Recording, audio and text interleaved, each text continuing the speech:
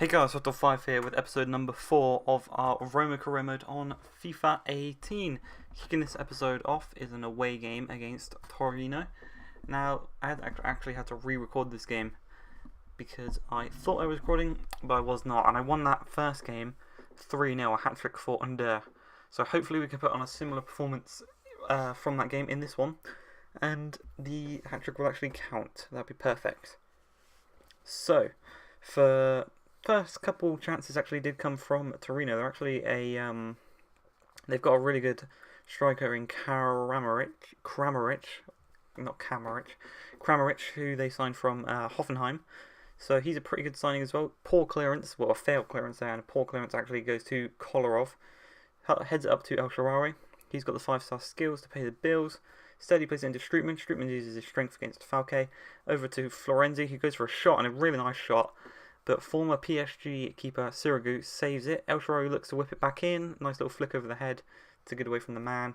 Nothing happens, and we do move into the second half. An hour, just past the hour mark actually. The ball does get played to Belotti, probably their best player. But David Luiz, he's got the strength, he's got the speed, he can keep up with him and keep kind of control of him, if you get what I mean. But again, Kramaric wins the ball back, plays it to Belotti, nice little 1-2 there. And he does let it off for Kramaric, but his shot is well saved by Alisson. Florenzi plays it into El Shaarawy, and he finesses it past the keeper. Somehow got it past him there. And that was actually the kind of like last piece of action that actually happened in this game. It was quite a kind of end-to-end game. Mainly, a majority of the action actually happened in the midfield. Tackles, passes in the midfield, stuff like that. But the player of the match was El Shaarawy. He got the goal. He got a 9.2 rating. We're now taking on Parma. Parma are a former Serie A team. Players like Buffon play for them. So a really good history. Obviously, they were recently relegated down to I think it was the 4th division. So that'd be D, Serie D. But they've worked their way back up, and they are finally back in the Serie A. And as you can see there, they had a nice few chances starting off. Not a pushover by any chance. And as you can see, it's the 72nd minute and we still haven't actually scored against them.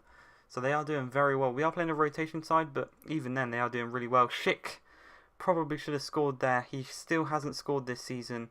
So I am contemplating kind of selling him on. I don't know whether I will or not. It's kind of a... if he doesn't score a single goal this season by the end of the season, I will sell him on. But you can see there, with 12 minutes left in the game, Edin Dzeko, the man who...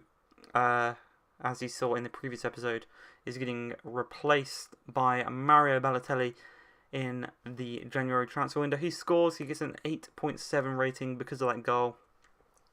I don't really think Parma didn't deserve that loss. They probably deserved a draw because they played really, really well. But this is the third game of the episode. There's going to be 4 games this episode just because some of the games haven't been the most action-packed.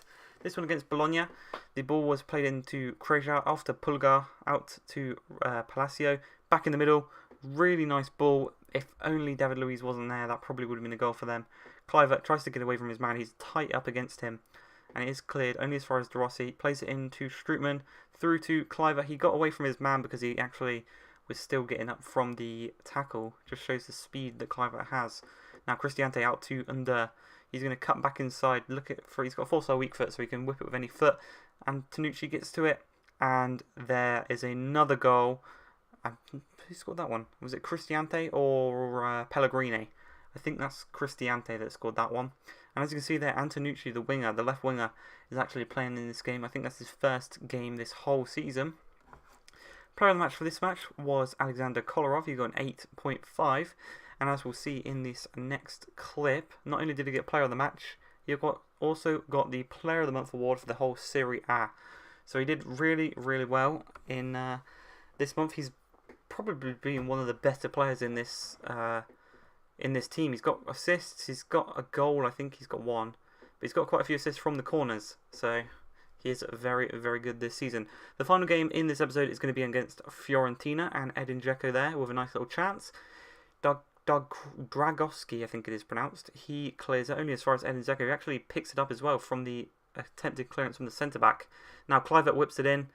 It does go wide for a corner, and you've seen from previous episodes, previous footage, just how good we are from corners. Edin Dzeko looks to get it in, and he does. That's his second or third goal this season. I'm not sure if he scored before this episode, but he has got 2 goals in this episode, and it's 1-0 to Roma. Now Azarovic plays it into Christopher, into Simeone. Great save from Alisson. Manalasters eventually clear it. Now we try and work our way upfield here. De Rossi plays it through to Pastore. Look at the space this man's in. Then through to Pellegrini, he's in even more space. Through to Clive, he's in even more space. Nice little finesse shot. Similar to the Cavani goal against Portugal there. Kind of similar shot type. Pellegrini gets the ball from the throw-in. Drills it into De Rossi. De Rossi gets it to Dzeko. Dzeko shoots on the turn. Really nice shot. Just a little bit lower, and that would have been an amazing goal.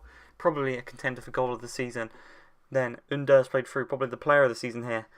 Lovely piece of skill. Puts it into Edin Dzeko. You wouldn't really expect him to be out wide. Whips in a brilliant cross to Pellegrini, and he gets a really nice amount of power on that one. And we go 2-0 up just before the hour mark. That should be all 3 points wrapped up in the bag, and we further our lead up the top of the table. Now Gil Diaz looks to go for a shot. Alisson gets it. He's not in goal, so we got really lucky that didn't actually fall to a Fiorentina player there, or we would have been in a lot of trouble. Christian Kramer plays it into Christopher, plays it into Bill Badelj, I think it's pronounced, and he hits it first time. 10 minutes after we got our second goal. Look at this replay here. First time shot. Ready? The last angle is probably the best one. Just shows first time shot into the top corner. No way the keeper's getting to that one. Lovely. And now we're looking a bit shaky. We might not hold on to this lead. And here it is. Gil Diaz shoots Alisson, gets his confidence back with a nice little save there. Plays it out to Florenzi. And we do eventually clear it. Saponara is going to take a free kick. Lays it off for Kramer. Kramer lays it off for Chiesa. The shot goes over and it is a goal kick. Now Alisson's going to take this one, put it out to Florenzi. But Chiesa gets there first. He's fresh. He got more agility, more whereabouts than Florenzi. He plays it into Simeone. And with 2 minutes left in the game, Simeone makes it 2-2. Edin Dzeko got player of the match there with 9.3. 1 goal, 1 assist. Could have done a bit better maybe, but the defence probably should have done a lot better in not conceding. And after that game, we did get an offer for Edin Dzeko from Manchester City, his former club. Pep Guardiola comes in with a £30.8 million, £30.8 million euro offer, We bumped that up to 37.5. He does accept this offer. He will be leaving in January. I hope you guys have enjoyed this episode. If you have, please like, subscribe, and peace.